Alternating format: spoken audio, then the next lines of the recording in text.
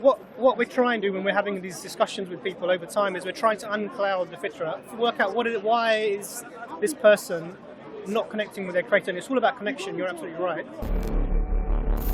The thing you mentioned earlier, consciousness, where does it come from? I can't just accept that it's just accidental. It must be from somewhere. So the journey has to have an end, a goal. There has to be an end game. Would you be satisfied with the answer? I don't know. Because I can look at it from my perspective. The searching, the wondering, the fascination is very stimulating for me.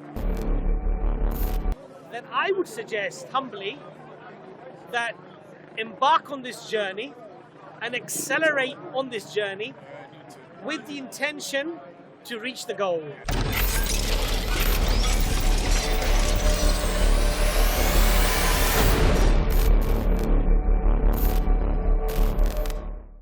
More than the differences, and I see some similarities. Some people might argue, because I would like to say that both of you believe in a creator, and you believe that the creator is responsible for our creation and has given us free will, and if we follow the path of the creator, then when we pass away, we will be with that creator. I try and look at the similarities. I know there are a lot of differences.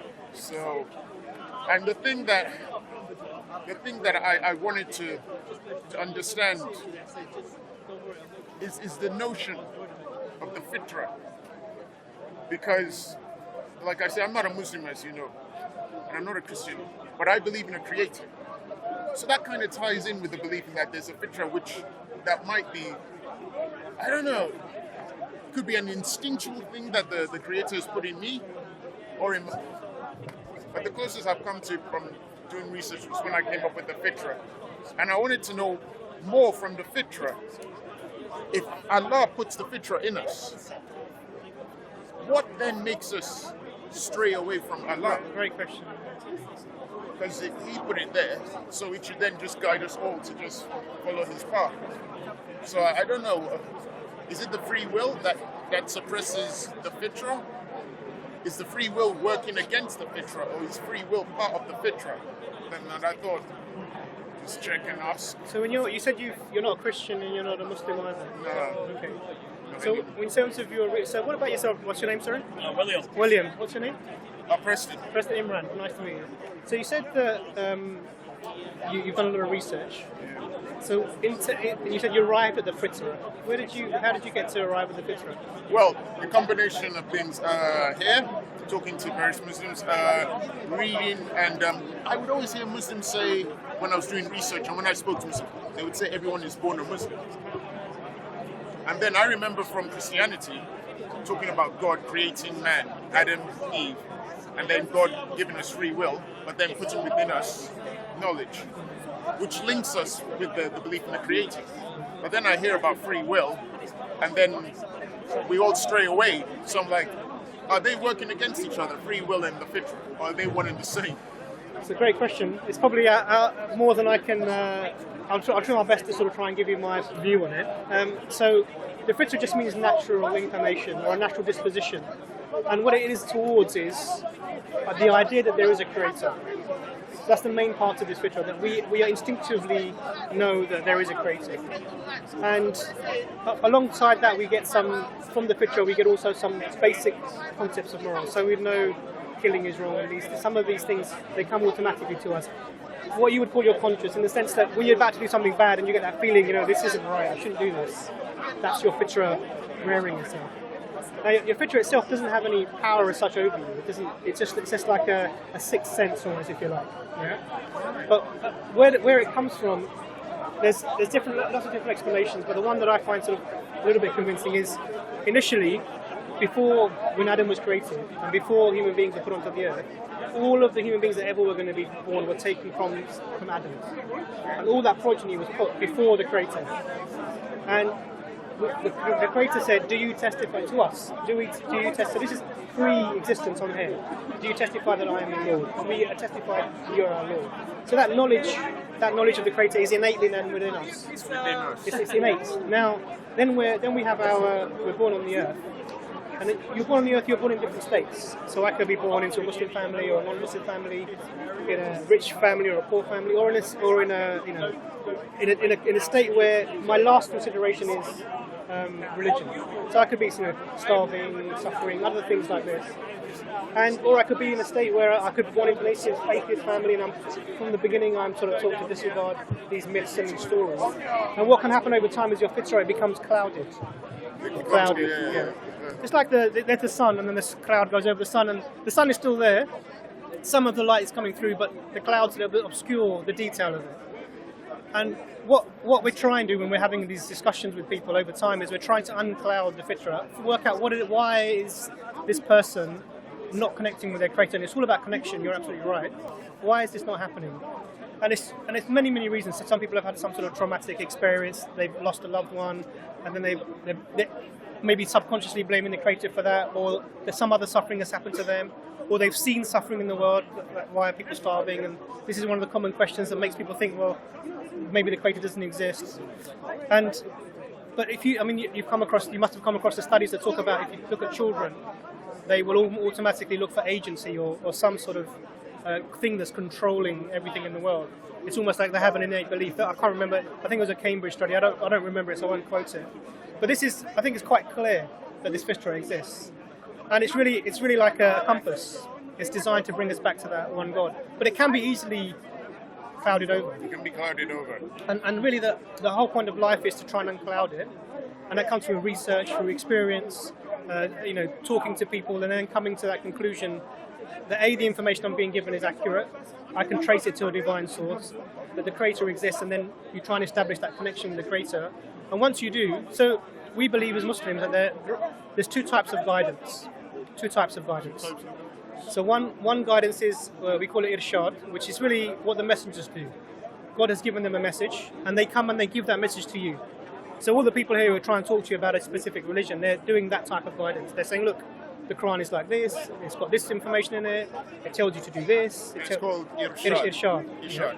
The second type of guidance is once you come to that conclusion yourself, that yes, I accept that there is a creator and this information is from him, and then you believe that, God puts what we call faith in your heart. That's called tawfiq, the guidance of tawfiq. And that guidance is the one that when the faith enters your heart, and then you become a believer.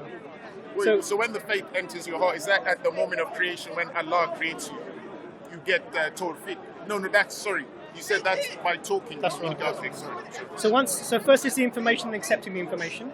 Once you accept the information, then God essentially gives you the faith.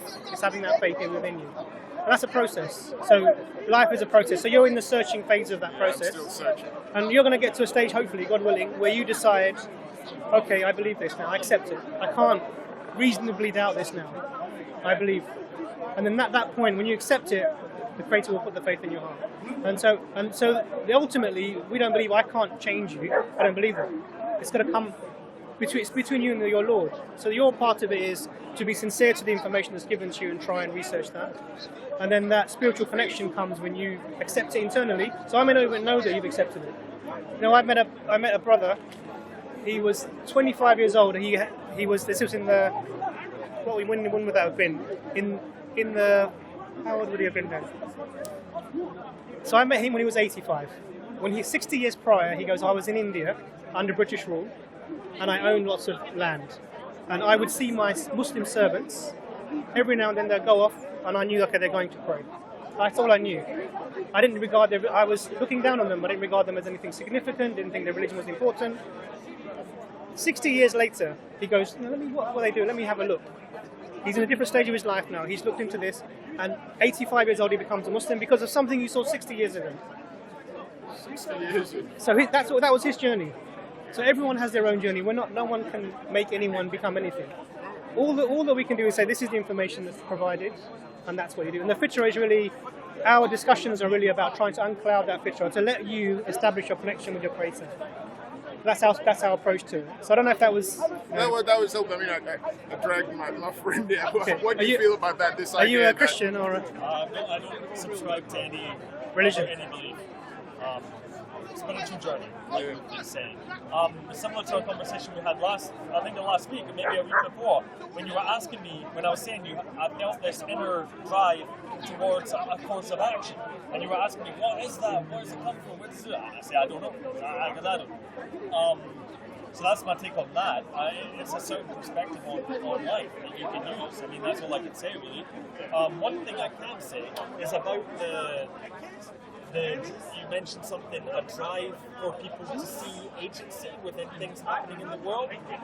You could take that a multitude of ways. You could say it's indicative of a creator, like some people believe it's just fine. Or you could look at it in a certain other angle, which is the one I might put forward, which is like this, is that in our past, most people's belief systems were animism, about the natural world being full of spirits and alive. And when something happened in the natural world, it would be considered an omen. Like if you tripped on a rock, or if you saw a face in a mountain, or if you saw something in the cloud, people would infer meaning from that, from the spirits, from the gods. And that is a way of looking at the world. Humans do this instinctively. They want to see agency within the world, and whether it actually has it or not, I don't know. Some people say yes, some people say no, but I don't know. Is that it's what you mentioned about instinctively? Yeah, that's it. Where is it coming from, though? That's the thing. Because we had that discussion, because we agreed on, yet the instinct is there. Yes. But it was trying to find out where it was coming from. Yes. And that was when I was then looking at what Muslims were saying about the fitra and what Christians were saying, and even, I think, some Buddhists. But it's like there's an origin for that instinct. Yes. And that's what I'm desperate to find out. I can give you a biologically reductive answer. It's probably not going to satisfy you. Let's hear that, will you? Well, there's a possibility. This is an idea that came to my mind. It's not my idea, but there's an idea. It's that the instinctive drive to see agency within the world it can help your survival, right? Especially as when people do actions, we infer motivation, right? When somebody looks at you a certain way, or somebody greets you in a certain way, we try to infer what's going on. There's a subtle dynamic, whether it's friendly, whether it's hostile. You know what I mean? If you meet somebody and you shake hands with them, they can look at you like they don't like you, and you can feel that. You're sensing agency from something you feel. There's a thing called anthropomorphization. Well done. Don't want to do that again. It's where you look in a rock face and you see a face.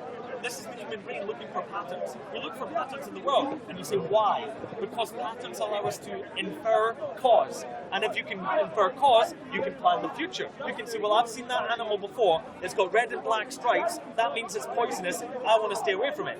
That's something like a wasp or something, or a snake or something like that. That inference of patterns can be equated to survival. That's a possible reductive solution. If you like it. For me, I appreciate the reductive explanations. But for me, when I see that, there's a few things about that that's interesting. When we try and explain instincts, we fall into sort of some difficulty, because if you take literally a day-old chick who's never had previous experience before, because you're talking about how experience leads us to find patterns. And if a fox-like creature walks by, it knows to freeze and to duck, and they'll find cover. And biologists say this is an instinctive, hardwired instinct. But that's not an explanation. It's just putting a label on something that we don't know. We don't know why it's there or how it's there. But there is within that creature that innate knowledge that if this big shadow that's going by is going to be somehow dangerous and I need to freeze. And you see that literally from the point of birth, they will do this. And this is a natural instinct that is not based on experience or patterns, because it's too early. I do have a little bit of knowledge of new science that would contradict that. Okay. My purpose here is not just contradict your views. You believe whatever you want, man. It's not my business. No worries. I just want to see if I can provide another sort of solution to something. Just as a side note, my personal standpoint is that I don't know anything about the world, and I think there's far more things happening than I understand. So we probably have the same standpoint. I don't like making everything biologically reductive. I personally don't like doing it. Although I think a lot of the times it might be right. I think there's more going on in the world and reality than I understand. So I'm open to the possibilities of gods and creators, all sorts of things. Absolutely. Now, there's a really interesting bit of science that's talking about genetic memory, about how they had rats and I can't really remember it exactly, but it's that the they made the rats, that was it. It was the smell of the flower, a flower from a tree. They put them in a cage, special cage, and you put the smell of this flower, and then they electrocuted the floor. So they were getting pain associated with the memory of the smell of the flower. And then the rats had baby rats, and they had the same effect. They'd never been electrocuted, they'd never smelled it before, but it was meant to be passed down through their DNA. It's really interesting because this can account for genetic memory of people having a feeling of their ancestors or things that have happened before that they've never experienced, that builds up our behavioural adaptation. It's really, really interesting. No, I really understand that. I think we it spoke about it 2 weeks ago. It doesn't rule out God, by the way. It's so genetic memory, as you right. said, yeah. which is fine. But then we then push forward and say, who is the designer? That genetic memory within. Right, you could say that if you like, yeah. You know this idea of genetic memory, it's really important that when these ideas are put forward that they come within a reasonable mechanism. So as far as we know, memories or thoughts don't cause DNA changes. Well, this is the new science saying that it does. So that would be, where was that from? Because I heard it a few days ago. I can't quote it for you. Yeah. I've heard it. If you're interested, we should look it up. I will look it up. It's very interesting. But the reason I bring this forth is not to deliberately discredit ideas of creator gods. It's just to put an explanation. I don't think it really forward. Changes. I think it might explain the chick, but it doesn't explain the fitra, because this is I think something a bit bigger than that. Because what we see, I mean, you talked about animism and these things in previous communities, but what all this points to is that from as far back as we can go, even if you go back to culture, Neanderthal culture, which we're aware of now that existed, you see some sort of spiritual aspect to their culture that we think is spiritual anyway. Yeah, right. But what that would tell you is that from the beginning, man has been God-seeking. That's all for me. That's all it would say. It doesn't account for why the God-seeking is there, and I would say that the fitra is a good explanation for that. But this is all layered. So we're just taking the term from the Quran or from the Hadith, and we're giving that an explanation to that. This is based on the previous discussion about establishing whether the Creator exists and the verifiability of the Prophet Muhammad. Was he sincere? Was he truthful about what he was saying? Oh, right, yeah. And all of these things. And when you compile these things together, for me as a Muslim anyway, because until I was about 18 or 19, I was a Muslim because my mum and dad were Muslims. Yeah, right. But then I started to do my own reading and searching and finding, and then I established for myself, I accept this. And then I wasn't a Muslim because my parents were Muslim. You see similar journeys in people from other religions. So Hamza, who's normally here, he came from an atheist background and established for himself that, yes, I accept this and I believe this. So our journeys are all different. But really, it's all based upon a layer of things that make you arrive at a point. So that's interesting. So free will wouldn't work against the fitra? Not at all. Oh, that's interesting. In fact, if you think of any system where you're going to be morally judging a creature, right and wrong, you have to give them some ability to make a choice. So, if not complete free will, there must be some aspect of free will that they have. For example, I wish I could fly, I can't fly. So my free will is limited, right? But there are some things I can do. I can choose to drink this alcohol or not choose to drink it. Whatever I might be doing. So free will is necessary for there to be a judgment. That's right. I've came to the same conclusion myself. So in our religion, the Prophet is saying that the pen is lifted from 3 people. And what that means is that their deeds are not written down. The sleeper until he awakens, because you don't know what you're doing when you're sleeping. The child until it reaches the age of understanding. So children are not held accountable for their actions. And the one who is not able to reason, so the insane. So imagine you get someone who's schizophrenic, who's hallucinating. For me, he may be in a better spiritual position than I am, because he's not in an ability to make decisions that he can be judged upon. And I may have made loads of mistakes. Do you understand? So we have to have moral culpability. Only way we can have that is if we're free to make our choices. So the fitra is there. We have our free will, and then we have to interact in whichever circumstances that we're in. So depending on your circumstances, if you come from a background where someone is teaching you and telling you this information, you get to a stage where actually there's no other option for you to either accept the truth, that you accept this and follow it, or to reject it, and you're judged according to that. If you're someone who's never heard of anything, and all you know is whatever's in the fitra, as long as you come to a reasonable conclusion that this tree is not God, the sun isn't God, you'll be judged according to your level of knowledge. So in the Quran there's a statement that says, we do not punish your people until we send them a message. Do not punish the people till you send them a message. So if the message hasn't come to you, you can't be held accountable for not following it. Really? Yeah. So we don't believe that there was only a line of Jewish prophets or the prophet or Arab prophets. We believe that every single nation throughout time has been sent messages. The Prophet told us 124,000 prophets. And they came to all the different people. They came to Africa, they came to China, they came to the Scotland as well? Even from Scotland, eh? Yeah. So everyone received the message. So this is why, when you go back and look at societies in history, they usually have an ultimate creator and then have sort of demigods or sub. But there is this belief in an ultimate being, and that sort of, it goes throughout all of the cultures that you come across. So you can see the hints of these messages from the past. We're just aware of a few of them, the last and the few that came before. So about 25 of them are mentioned, but there were thousands and thousands, because we're all human beings. We're all, we believe, equal in God's eyes, and we all deserve to be given a message. It shouldn't come by one specific race or people. It shouldn't be that way. It should be given to everyone. So, you said that. Do you believe in a creator, William?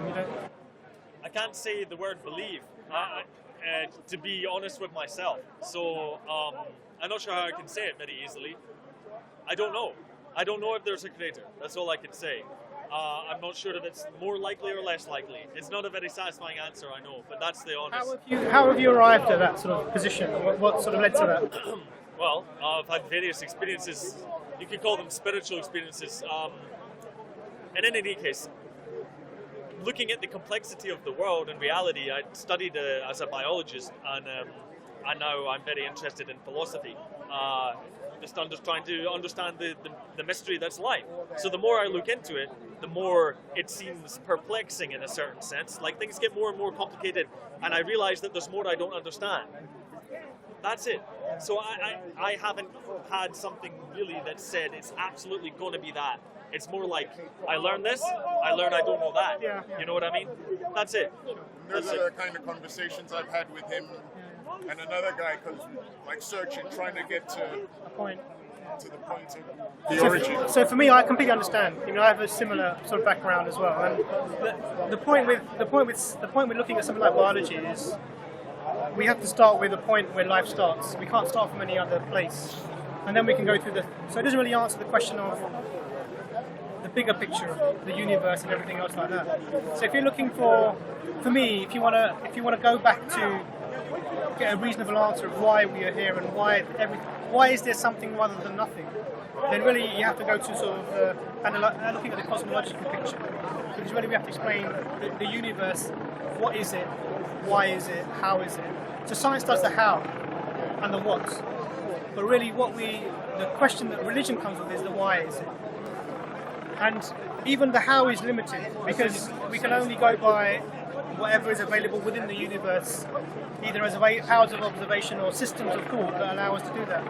As soon as you go beyond that, we're lost. There's no real question. So the point to really explain is, why is the universe? How can we explain the universe being here? No, I don't think science has that answer. No, I'm not from that position at all. It's difficult. So it's metaphysical. Absolutely. So your interest in philosophy really probably helps. Oh yeah, well that's it. It's the next level of analysis. Yeah. Like, first you start with the wonder of the natural world, and then you progress to the wonder of my perception of the natural world, and what's the origin of my perception? How can I perceive? And what's consciousness? Why do I have opinions and wants and feelings? Why can I separate myself from that and look at it externally? At least I've been able to, which is very fortunate, I think. It's really interesting. So, in philosophy, one of the really important things is about how you attribute value to things. So when I look at you, I look in your eyes, I can see this is a human being, caring, intelligent, purposeful, and that's just by that glance. For me, the idea that this is somehow an accident that's accumulated over the millions of years, it doesn't, with my picture maybe, it doesn't fit. I don't get that picture. When I look at my daughter's eyes, or I can see a puppy and I see how I attribute value to that creature, that being, my daughter, to you. And I can't, in a world where nothing really has any value ultimately, because there's no transcendent being that gives it that value, we're left with sort of self-deluding ourselves by making values up. Like, yeah, I feel connected to you, so I'm going to give you value, but that's just for me. Someone else might think, well, you're from this background, you're from this colour, I'm not going to regard you as being equal to me. So these are arbitrary. So what the Creator does is, he gives us a way of anchoring our value outside of human sort of consciousness. And that's important because in history, if you go back to Germany, outside of human consciousness. Yeah, absolutely. So my values, my morals, they transcend human society, I believe, because they come from the Creator. So if you looked at Germany, for example, in the 1930s and 40s, where Jews were being massacred, and anyone else, disabled people, black people, anyone who was an Aryan was being massacred, they, as a society, had decided that these people were not valuable. Now, and because it was their values and morals were socially constructed. And that's the danger with social construction. We're seeing it in China now, where a certain group of people are being, 3 million people in camps, being annihilated as a social ethnic group, a religious group. As a Muslim, and in any Muslim, and I'm not saying that Muslims haven't done terrible things, definitely they would have, but they can't theologically justify it, because why? Our Creator has told us point blank, I created you with Adam and Eve and made you into many tribes and people so you may come to know each other. You are all equal in my eyes, except for piety. Piety is like God consciousness, which is the journey you're on. It would have been so easy if he had made the fitra so strong that the moment you were born, you would just prostrate and worship, and you wouldn't have the free will to think of other things. Yeah. It would make things so much easier. Well, one of the interesting things I think Hamza Zorsis touched on, which was quite telling about the fitra, which is that the fitra is indeed pure, and it is indeed seeking the connection to its creator. But the fitra becomes clouded with the dunya, the earthly life and desires. And the more we are connected to the life of this world, i.e. materialism, our own desires, the more clouded the fitra becomes. And then perhaps something happens in your life that can, all of a sudden, uncloud that fitra. So, for example, if you're on a plane and the captain says, "We've lost all the engines, the wings have fallen off, that's it, we're done. I'm sorry, but there's no hope." Suddenly, that fitra that was clouded with this dunya, with this earthly desires, earthly satisfactions, etc., it's suddenly unclouded, and your connection is immediate to the one that sent you, that created you. And then you turn to Allah or to God and say, "Oh, if there's a God out there, save me, please." That's the unclouding of the fitra. That's the unclouding. See? And how you uncloud the fitra is by learning about the Creator, connecting to the Creator, observing what the Creator sent you for, and connecting to those that He sent, the messengers of God. And that will uncloud that fitra. It's a very, very, very good advice. Yeah. And I can't deny, I'm constantly interested in talking to Muslims, Christians, Buddhists, because I'm searching, I'm even talking to people who are not connected to religions, and we're trying to find scientifically what's the origin, what's going on. I don't think this journey will end for me. I feel there's a lot of information and hope that I'm getting when I speak to various religious people. And let me suggest a proposition. Maybe it's more valuable researching than the goal. oh, no, that's too depressing. No, it's not. No, it's not. Obviously, I don't know them. I don't know your mind. Because I want the goal. I would disagree with you there. I want the goal. And the reason why I would disagree with you is that would depend upon the goal. If searching is just for the sake of searching, with no ultimate goal, i.e. goal of eternal bliss and paradise, then I would agree with this brother. Oh, that's scary though. That have the journey, and don't expect the journey to end and continue with the journey.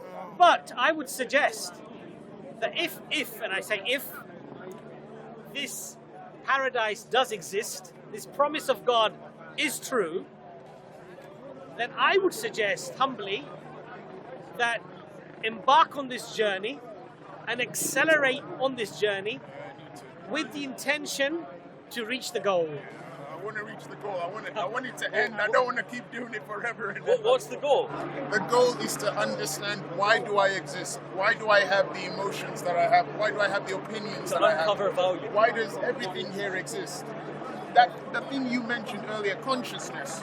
Where does it come from? I can't just accept that it's just accidental. It must be from somewhere. So the journey has to have an end, a goal. There has to be an end game. For me, personally, I don't want to just... The journey is interesting, but I'm learning, because I'm going to be talking to Buddhists as well, but I need to find the end. Very interesting. Why Let me present an alternate perspective. Would you be satisfied with the answer? I don't know. Because I can look at it from my perspective. The searching, the wondering, the fascination is very stimulating for me. I don't have I don't have an answer. I don't have the answer. But the searching for me is valuable. Maybe for you, you have different feelings. No, the searching is valuable like me, but there has to be an end. But I would suggest... For you, will there be an end? I'll touch on that. I've had spiritual experiences. I've had intimations about what I've seen. And I don't think this is the only way of living. I think there's other realms of existence, right? But that's a whole other can of worms, right? But presented like this, you've got awareness now. We're aware that we're alive. We're aware that we're thinking. Now, imagine for a second that on the point of death, your awareness ceases to be. Then you are no longer aware of being aware. Therefore, you should not fear death. Because you've got no wants, you've got no desires. You don't want bliss, you're not scared of agony. It's gone. That's a potentiality. Obviously, in the religious spectrum, it's not like that. They have heaven and hell and such. But in another way of looking at it, it might be one when you reach death. That's it. You have nothing to worry about. It's non-awareness. So the searching will end there. Perhaps. I don't actually think that's the case. I don't think that's the case. But it's a possible answer. But you know, imagine, I'm going to give an analogy of the searching without a goal. So if somebody, imagine you're a prospector and you're digging, and your prospectors dig for gold. And someone said to you, look, if you dig over here, you'll find a rich rain of gold and you'll be rich beyond your dreams. And you say, you know what, I'm not interested in getting the gold. What I'm going to do is I'm going to go over there, even though there's nothing to be found there, but I'm going to dig for the rest of my life. I think one is purposeless and one is purposeful. And I think any inquiry you make, we should do it with a means to an end. Because the journey is means, and we have to get to an end. Make it a good means. I mean, we're told that the ends does not justify the means. You can't do anything bad to get to a good goal. You have to do it in the right way. I believe that. Absolutely. So that's a reasonable moral position to take. Many people don't. Absolutely. So digging and searching, it means that you're searching for something. Searching for the sake of searching actually means you're not searching. You're just. That's a way of looking at it. Absolutely. So because you negate the word even because you're not actually. There's no end point. You're not actually going to find anything. So searching isn't the right word. It's almost like passing your time. I'm scared though when you guys mention that. Could I be? I hope. Pray I am not subconsciously just searching for the sake of searching. I don't want to be doing that. No, I genuinely want to get to the end of this. So the other proposition that you gave was your consciousness could end and that could be it. Yeah, right. But what's the flip side? So if you lived your life and when you die your consciousness ceases and there's nothing beyond that, then it doesn't matter what you did in your life really. Ultimately there's no value in anything. Whether you were good, whether you were bad, whether you looked up. There's a counterpoint. Sure. The actions that you do in life, you will imagine will have an effect after your death. So if you live a good life, it might affect people that you cared about in life, and their life will continue to be better because of that. Sure. So you could look at it that way. I understand. But then again, ultimately they will die as well, and whatever they experienced or not would again be unvaluable or have no real meaning. So whether I mistreat somebody who then goes on to have a miserable life, and also their consciousness ceases when they die, my mistreating them and their bad experience would actually have no impact upon ultimately anything. Because, I understand. I'm just making the point that I'm making is if you remove God from the equation, actually you remove all morality, ultimate morality, you remove all objective morality, they call it, or you remove all ultimate value that we would place in things. Because it's just arbitrary, it's just temporary, it's just temporal. Now the flip side of that idea is, when you die, your consciousness doesn't cease. And it continues.